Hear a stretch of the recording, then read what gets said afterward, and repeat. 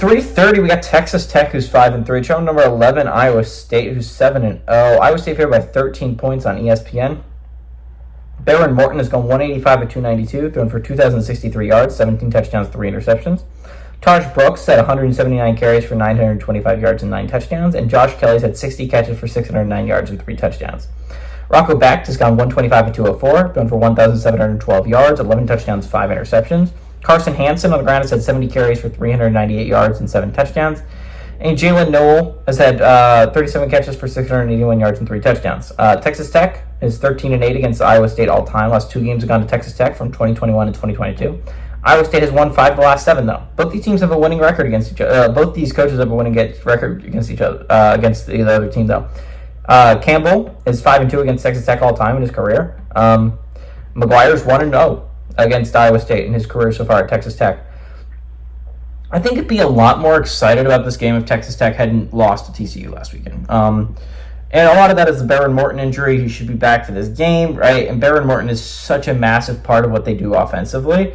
But if you didn't lose that game against TCU, this is a one-loss Texas Tech team, and I would consider them a bid thief. Just like I consider Colorado and Virginia Tech and LSU bid thieves, Texas Tech would have been up there. And this is a solid Texas Tech team. The Rainbows are not a bad football team by any stretch of the imagination, but I think really the Big 12 race now is down to 4 teams.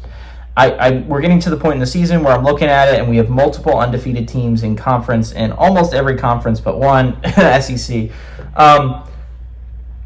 I'm looking at it, I think it's just going to be hard for down the stretch for me to imagine a 2-loss conference team to make the conference championship. And obviously Texas Tech kind of controls their own destiny to an extent, right? Texas Tech still plays Iowa State, and they still play Kansas State. They can hand Kansas State a loss. They can hand Iowa State a loss. I think Texas Tech still plays Colorado, so they can hand them a loss.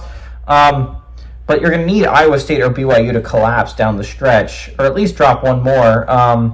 Texas Tech can put themselves in a decent position to make the playoffs, make the Big 12 championship. I'm going to acknowledge that, and this is a solid team. But Iowa State's coming off a bye, and I'm hesitant to pick teams coming off a bye because they're well rested against a team that is coming off a game where they played. Like Texas Tech not only lost, but they played a really hard game against TCU, right? Like TCU is a good football team. Texas Tech's coming off a rough loss against them. Iowa State's coming off a bye. They're rested. They're getting healthy again. This is a good Iowa State team. I'll say it. This is a good Iowa State team.